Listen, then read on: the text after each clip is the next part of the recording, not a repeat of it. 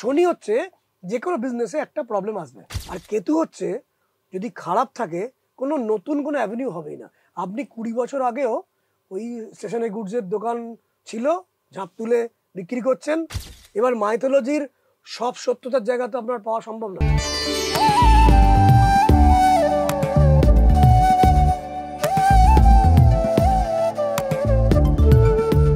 যে প্ল্যানেটগুলোর কথা বলছিলাম, সূর্য যেমন মহাজনের সাথে সম্পর্ক, গুডউইল, সোসাইটি কি দেবে। বুধ হচ্ছে সাকসেসফুল নেগোসিয়েশন, বিজনেস করছেন, নেগোসিয়েশনটা আলটিমেটলি 3 মাস ধরে খেলে আলটিমেটলি হলো না, তাহলে বুধ খারাপ। মহাজন ঠিক মতন ভাবে আপনাকে ডিল করছে, আমার রবি খারাপ। যে কোনো বিজনেসে হঠাৎ করে অ্যাংজাইটি, টেনশন চলে আসছে, বা আপনি খেপে গিয়ে এমন কথা বলে দিলেন যে ডিলটাই হলো না। যার জন্য রাখলেন সেটা করে তো আলটিমেটলি কোনো কাজ হচ্ছে না। এটা হয়তো বছরের কোনো একটা দিন, 2 দিন 4 দিন হলো ওকে, দেখা গেল মাসের মধ্যে 10 দিন ঘটছে, তাহলে চন্দ্র খারাপ। বৃহস্পতি গুডউইল বললাম, শুক্র হচ্ছে কাস্টমারকে ঠিক মতন ভাবে অ্যানালাইটিক্যাল ওয়েতে বুঝিয়ে তাকে আপনার ফেভারে আনা, বা যার শুক্র ভালো থাকে তার কাছে গুড কাস্টমার এবং অ্যাফ্লুয়েন্ট কাস্টমারই ম্যাক্সিমাম আসে। ছুটকা ছাটকা ডিফিকাল্ট কাস্টমার আসতে পারে, চিপ কাস্টমার আসে না তার শুক্র ভালো থাকলে, ভেনাস ভালো থাকলে। আমি আগে একটা অনুষ্ঠানে বলেছিলাম যে ভেনাস মানে কিন্তু গাভী, গাভীর দুধ, যদিও মন্থন করতে হয়, মন্থন ছাড়া মাখন ওঠে না, কিন্তু মন্থন প্রপারলি করতে পারলে কিন্তু ভেনাস যদি ভালো থাকে। এই যে ভালো থাকার কথা বলছি, ভালো থাকাটা কি তার হাতে আছে না নেই? হ্যাঁ, তার হাতেই আছে, তার হরস্কোপের মধ্যেই আছে। আচ্ছা, তার হরস্কোপের মধ্যে আছে, তার বাড়িতেই আছে। ভেনাস যেমন হরস্কোপের ক্ষেত্রে আমি দেখেছি যে 12 হাউসে ভালো নক্ষত্র থাকে, 7th হাউসে ভালো নক্ষত্র থাকে, তাহলে সে অনেক ধনশালী হয়। আচ্ছা, ভালো নক্ষত্র থাকতে হবে, এবং বাড়ির দিক হচ্ছে দক্ষিণ পূর্ব। দক্ষিণ পূর্বে ধরুন কোনো কারণে কোনো টয়লেট নেই, নিচু নেই, নীল রং নেই, কালো রং নেই, নোংরা কিছু নেই, ওয়াশিং মেশিন নেই, ওয়াটার কিছু নেই, ওয়াটার পিউরিফায়ার নেই, রিজার্ভার নেই, ওভারহেড ট্যাঙ্ক নেই, মানে দক্ষিণ পূর্ব কর্নারটা ভালো। ছকে আপনার ভেনাস খারাপ থাকলেও বাড়ির জোরে আপনার ভালো হতে আরম্ভ করবে। কিন্তু যাদেরই আর্থিক কষ্ট, দেখুন ওখানে দক্ষিণ পূর্বেই রিজার্ভার, দক্ষিণ পূর্বেই ওয়াটার ট্যাঙ্ক, দক্ষিণ পূর্বেই আপনার ওভারহেড ট্যাঙ্ক, বা দক্ষিণ পূর্বেই আপনার সাবমার্সিবল, দক্ষিণ পূর্বেই ডাউন, দক্ষিণ পূর্বেই নীল রং, দক্ষিণ পূর্বেই কালো রং, তবে না হচ্ছে প্রবলেমটা। শনি হচ্ছে যে কোনো বিজনেসে একটা প্রবলেম আসবে। বিখ্যাত একজন বিজনেসম্যান, নাম করবো না, সেই বিখ্যাত বিজনেসম্যান কিছুদিন আগে বড় প্রবলেম এসেছিল, কুম্ভ রাশি 7.5 অ্যাটাক এসেছিল, বিরাট প্রবলেম। কোনো একটা বাইরের কোনো একটা সংস্থা তার নামে কিছু একটা বললো, আমি নাম বলবো না। এবার সেই সংস্থা যখন তার নামে কিছু বলছে, সে কিন্তু আস্তে আস্তে জায়গাটাকে সুন্দর করে আজ কিন্তু ওকে, তার একটা প্ল্যানিং পার্ট আছে, কিন্তু আমি বলছি লেবার পার্ট এবং প্ল্যানিং পার্ট এবং স্পিরিচুয়াল পার্ট। তার কিন্তু প্ল্যানিংগুলো আমি অধ্যয়ন করছিলাম, সে কি কি প্ল্যান করেছে, সেই কোম্পানি কি কি প্ল্যান করেছে। সে প্ল্যান করেছে, আমার কাছে 200 টাকা আমি ধার নিয়েছিলাম ব্যাংকের থেকে, সব ধার মিটিয়ে দিয়েছি, যাতে শেয়ার মার্কেটে আমার জায়গাটা ঠিক মতন স্ট্রেংথ আসে। পাবলিকের কাছে আমার কোম্পানি কিছু অংশ বিক্রি করে দিয়েছি, পাবলিকের থেকে তুলছি, ব্যাংকের থেকে নয়। আমার কিন্তু গুডউইল আমি বৃদ্ধি করছি। তার একটা প্ল্যানিং পার্ট থাকে, একটা স্পিরিচুয়াল পার্ট থাকে।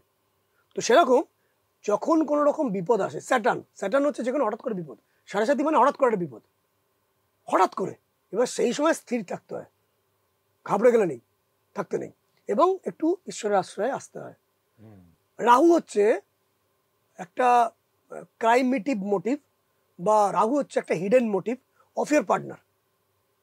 পার্টনার মানে ওয়াইফ হতে পারে, পার্টনার মানে হাজব্যান্ড হতে পারে, পার্টনার মানে হতে পারে কোনো বন্ধু যার সাথে সেই বিজনেসম্যান যুক্ত, বা সেই বিজনেসের সাথে আরও 4টে পার্টনার যুক্ত আছেন। যখনই রাহু খারাপ থাকবে তখন এই ঘটনা ঘটবে। কাদের ঘটে? রাহুর দিক হচ্ছে দক্ষিণ পশ্চিম। দক্ষিণ পশ্চিম যখন টয়লেট, দক্ষিণ পশ্চিমে যখন কাটিং, দক্ষিণ পশ্চিম এক্সটেনশন, দক্ষিণ পশ্চিমে দরজা আছে, দক্ষিণ পশ্চিমে মিটার বক্স আছে, দক্ষিণ পশ্চিমে কিচেন আছে, নোংরা আছে, এই ঘটনা ঘটবে। আর কেতু হচ্ছে যদি খারাপ থাকে কোনো নতুন কোনো অ্যাভিনিউ হবেই না। আপনি 20 বছর আগেও ওই স্টেশনে গুডসের দোকান ছিল, ঝাঁপ তুলে বিক্রি করছেন, সকালবেলা 6টায় যাচ্ছেন, দুপুর 1টার সময় বাড়িতে চলে আসছেন, আবার 4টায় দোকান খুলছেন, রাত্রি 11 অব্দি ওয়েট করছেন, মাছি ঘুরছে, পরিষ্কার করে আবার চলে আসছেন। কেতু ভালো থাকলে আসবে না। এবার এগুলো যখন প্রবলেম হচ্ছে আপনি বুঝতে পারছেন, আপনি আপনার বিজনেসকে গ্রো করাতে চান, ডেভেলপ করাতে চান, আপনার একটা বিজনেস আছে, একে গ্রো করাতে চান। প্রথম দেখতে হবে যে বিজনেস করছেন তার প্রোডাক্ট ঠিক আছে তো। যদি প্রোডাক্ট ঠিক না থাকে, সেই প্রোডাক্টকে কিন্তু আপনাকে ইন দ্য লং টার্ম, 5 বছর হোক, 2 বছর হোক, 3 বছর হোক, 1 বছর হোক, আপনাকে বন্ধ করতে হবে। এটা আমার প্রথম পরামর্শ।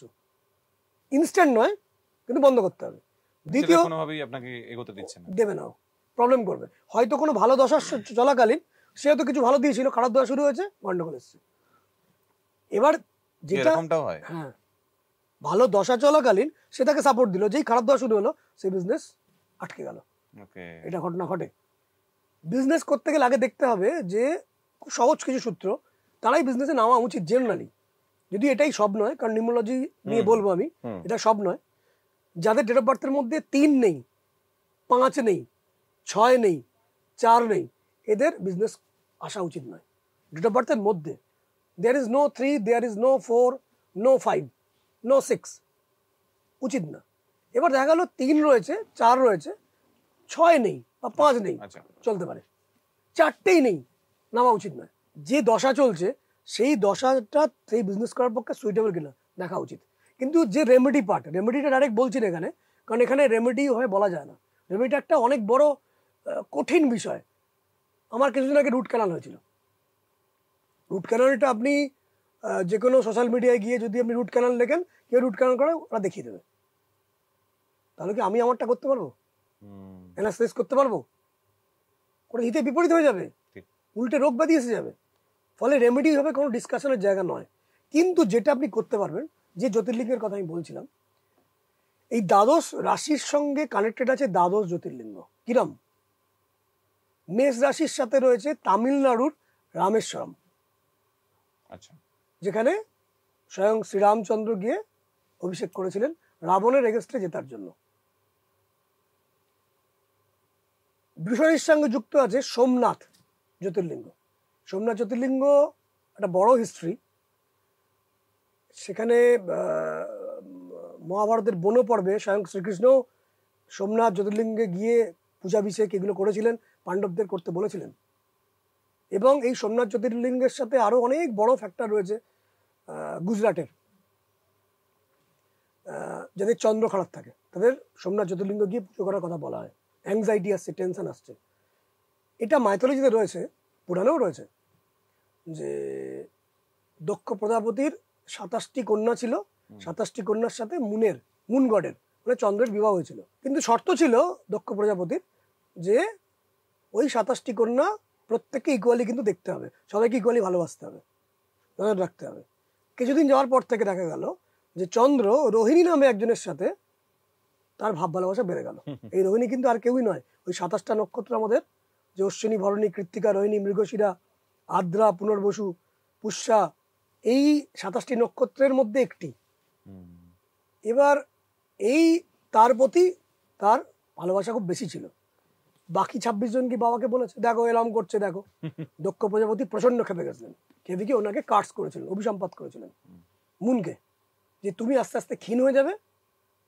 এটা বলা হয় যে আগে এখনকার যে চন্দ্রমা যেমন ধীরে ধীরে শুক্লপক্ষে তার তেজ বাড়ে, কৃষ্ণপক্ষে তেজ কমে যায়, এই ব্যাপারটা কিন্তু আগে ছিল না। মাইথোলজি পড়লে আপনি জানতে পারবেন। এবার মাইথোলজির সব সত্যতার জায়গা তো আপনার পাওয়া সম্ভব নয়, ওইটাই পসিবল নয়। আরো আগে সাহিত্য না, সাহিত্য নয়। কেন নয়? তার কারণ সেগুলো দিয়ে কাজ করে লোকের তো কাজ পাচ্ছি, তো সাহিত্য বলবো কিভাবে? ঠিক, ফলে আমি সাহিত্যটা বলতে পারছি না। আমি এটা বলতে পারি এই সাবজেক্টটা ধীরে ধীরে কিভাবে ক্রিয়েট হয়েছে, মানে ক্রিয়েট তো হয়েছে কোনো না কোনো সময় ব্রহ্মাণ্ড থেকে। তো একদম ব্রহ্মাণ্ডের হিস্ট্রি কে জানে। এবং আমরা মাইথোলজি বলছি এটা, যে দেখবেন নাসাতেও গেলে দেখবেন আপনি, ওখানে কিন্তু মহাদেবের যে ওই নটরাজের মূর্তি রয়েছে। ওয়াই? সৃষ্টি এবং ধ্বংস। মহাদেব কিন্তু ছেলে খেলা নয়, সাংঘাতিক বড় এনার্জি। এই চন্দ্রদেব ধীরে ধীরে ক্ষীণপ্রাপ্ত হবে উনি বলেছিলেন, এবং ক্ষীণপ্রাপ্ত হতে হতে হতে হতে তুমি একদম ছোট্ট একটি মানে অংশে পরিণত হয়ে তুমি শেষ হয়ে যাবে, ওই অভিসম্পাত করেছিলেন। এবং তারপর থেকে তার মুন গডের মানে চন্দ্র দেবতার তেজ আস্তে আস্তে ক্ষীণ হচ্ছিল এবং সাংঘাতিক উনি জরাগ্রস্ত হয়ে গেছিলেন। তখন তিনি দক্ষ প্রজাপতির কাছে গিয়ে ক্ষমা চাইলেন যে বড্ড ভুল করে বেড়েছে, আর এরকম করবো না। এবং বাকি 27 জন মিলে দক্ষ প্রজাপতিকে বললেন যে তুমি তোমার জামাইকে ক্ষমা করে দাও। দক্ষ প্রজাপতি বললেন আমি তো বলে ফেলেছি, আর তো কিছু করার নেই, একটাই রাস্তা, মহাদেবকে সন্তুষ্ট করো। মহাদেবকে উনি ত্রিবেণী সঙ্গম, একটা হচ্ছে হিরণ, কপিলা এবং সরস্বতী, এই 3 সঙ্গমে গিয়ে উনি পুজো করতে আরম্ভ করলেন। জায়গা কিন্তু সেই সোমনাথ মন্দিরের কাছে। কাছে, তখন সোমনাথ মন্দির কিন্তু স্থাপিত হয়নি। আচ্ছা, গিয়ে উনি প্রার্থনা করেন দীর্ঘদিন ধরে। মহাদেবের কৃপায় তিনি, মহাদেব বললেন একবার তো কেউ কার্ড দিলে পুরোটা আমি তো ঠিক করতে পারবো না, কিন্তু এটা বলছি তোমাকে আশীর্বাদ দিই, তুমি ধীরে ধীরে তুমি তোমার চেহারার মধ্যে ব্রাইটনেস আসবে ফর সার্টেন টাইম, আবার ক্ষয়প্রাপ্ত হবে। তুমি তো ভুল কিছু করেছো, কিছুটা নিতে হবে, কিন্তু আমি তোমায় ব্লেস করছি, তুমি পুরোটাই ক্ষয়প্রাপ্ত হয়ে যাবে না এবং তুমি নিঃশেষ হয়ে যাবে না, শেষ হয়ে যাবে না, ফিনিক্সের মতো ফিরে আসবে আবার। ফিরে, যেটা বারবার হয়। চন্দ্রমা ধীরে ধীরে কলার মধ্যে আসে, শূন্য হয়ে যায়, আকাশ কালো হয়ে যায়, আবার আকাশ ভরে ওঠে। তো সেতে খুশি হয়ে চন্দ্রমা প্রথম গোল্ডের তৈরি করা সোমনাথ মন্দির তৈরি করেছিলেন। তারপর তার অ্যাটাক এসেছিল, তারপরে রাবণ ত্রেতা যুগে, এটা হয়েছিল সত্য যুগে। এবং মাইথোলজি বলছে চন্দ্র 3 বার এসছেন। প্রথম ব্রহ্মা তৈরি করেছিলেন, প্রলয় হয়েছিল, ধ্বংস হয়ে গেছিল, সেই সময়ের ব্রহ্মা। পরে আবার প্রলয় হলো, আবার এক ব্রহ্মা তৈরি হলো। তারপরে অত্রি ঋষির চোখ দিয়ে বেরোলো, প্রবল তেজে চন্দ্রকে আর রাখা গেল না, তাকে এন্ড করতে হলো, শেষ করতে হলো। তারপর সমুদ্র মন্থনের সময় লক্ষ্মীর সাথে আবার উঠলেন, সেই চন্দ্রমা এটা। সত্য যুগে সেই চন্দ্র গোল্ডের তৈরি সোমনাথ মন্দির নির্মাণ করলেন। তারপর আরো অ্যাটাক এলো, ত্রেতা যুগে রাবণ সিলভারের তৈরি নির্মাণ করলেন, আবার অ্যাটাক এলো, তাকে ধ্বংস করা হলো, কারণ যা কিছু ভালো তাকে অ্যাটাক হয়। তারপরে দাপর যুগে স্বয়ং কৃষ্ণ সেই ভঙ্গ দশা অবস্থা, তাকে স্যান্ডালউড দিয়ে বানালেন কৃষ্ণ দাপর যুগে, যার কথা মহাভারতের বন পর্বে রয়েছে। উদ্দেশ্য হচ্ছে কিন্তু চন্দ্রকে কি করে, সেই চন্দ্র মহাদেবের কৃপায় কিভাবে তার যে ঔজ্জ্বল্য ফিরে পেয়েছে। যখন কারুর মনের ওপর অত্যন্ত চাপ তৈরি হয়, বিবাহ জীবনে অত্যন্ত কষ্ট তৈরি হয়, অত্যন্ত মানুষ ডিপ্রেশনে যায়, তখন আমি বলবো আপনি সোমনাথ মন্দিরে গিয়ে আপনি বিল্লপত্র, অক্ষত এবং জল বা গঙ্গা জল দিয়ে আপনি সেখানে রুদ্রাভিষেক করুন। পঞ্চমী তিথি, নয় ত্রয়োদশী, নয় চোদ্দশী গিয়ে করুন। বছরে 3 বার করার নিয়ম। এটা করলে কিছুটা রিলিফ আসতে পারে। এবং যদি সেটা নাও পারে, গুগল থেকে দেখুন সোমনাথ মন্দিরের জ্যোতির্লিঙ্গের কিরম চেহারা, তার কাছে প্রার্থনা করুন। কিছু পারছেন না, তাকে দেখে ওং চন্দ্রেশ্বরায় নম, ওং সোমায় নম, ওং সোমেশ্বরায় নম, ওং সোমনাথায় নম, মনে মনে তার কাছে প্রেয়ার করুন। এটা তো মানুষ ইজিলি পারবে, এটা বিরাট কোনো খরচা নেই। করে দেখুন না, মজা করে দেখুন না কি রেজাল্ট আসে। এবার আমরা কি করি, যেটা আমরা করি সেটা হচ্ছে আমরাও কিন্তু ওই কানেক্টেড। আমরা যেটা করি, ওই যে দ্বাদশ জ্যোতির্লিঙ্গ আছে, যেগুলো আমি পরের এপিসোডে পারলে বলবো, সেই দ্বাদশ জ্যোতির্লিঙ্গ বিভিন্ন পারপাসে, বিভিন্ন প্ল্যানেটদের সাথে কানেক্টেড। সেই জ্যোতির্লিঙ্গের সাথে আমার আচার্যরা কানেক্টেড রয়েছেন। তাদের ওই তিথিতে, যাদের যে তিথিতে লাগে, মেনলি পঞ্চমী, ত্রয়োদশী এবং চোদ্দশী, তার পূজার কিছু সামগ্রী আমরা নিয়ে আসি। আচ্ছা, সেই সামগ্রীগুলো আরো অনেক কিছু ক্রিয়াদির মাধ্যমে যারা যারা আমাদের কাছে রিকোয়েস্ট করে যে ফর বেটার পারপাস, তাদেরকে করি। এবং সেখানে দায়িত্ব নিয়ে করি, দায়িত্ব থাকে। যে কারণে এটা কিন্তু সাহিত্য নয়, যে কারণে এটা কিন্তু কোনো মজার নিছক গল্প নয়, এটা লোকেদের কিছু ট্রান্সফার্ড হয়, যে কারণে সাবজেক্ট এখনো চলছে। এবং এর পরবর্তী ক্ষেত্রে নাগেশ্বর আছে, তার পরবর্তী ক্ষেত্রে ওমকারেশ্বর রয়েছে, বৈদ্যনাথ রয়েছে, মল্লিকার্জুন রয়েছে, মহাকালেশ্বর রয়েছে, কৃষ্ণেশ্বর রয়েছে, কাশী বিশ্বনাথ রয়েছে, ভীমশঙ্কর রয়েছে, কেদারনাথ রয়েছে, ত্রম্বকেশ্বর রয়েছে। এই দ্বাদশ জ্যোতির্লিঙ্গের আলাদা প্রত্যেকটার ব্যাখ্যা রয়েছে। সেই দ্বাদশ জ্যোতির্লিঙ্গের কাছে গিয়ে যখন প্রার্থনা করা হয়, তাদের গ্রহগুলোর কিছু সমাধান আসে। এটা আমি পরের অনুষ্ঠানে বলবো। স্যার, তাহলে খুব সুন্দর একটা আলোচনা করলেন, বেশ ইন্টারেস্টিং লাগলো। এত গল্প তো জানি না, মানে অ্যাজ ইন আমরা সাধারণ মানুষেরা যারা পড়াশোনাটা করিনি এই দিকগুলো নিয়ে, তাদের কাছে কোথাও গিয়ে মনে হয় সাহিত্য বা সেই জায়গা থেকে উঠে আসা কোনো না কোনো মনীষী কখনো না কখনো লিখেছেন। যাই হোক, মিথোলজি অনেক বড় পার্ট, কিন্তু দর্শক বন্ধুরা আপনারা আরো ইন্টারেস্টিং গল্প শুনতে কিন্তু ড্রিম ডেস্টিনি অবশ্যই দেখুন, শুধুমাত্র আনন্দবাজার অনলাইনে। ভালো থাকবেন, নমস্কার। নমস্কার।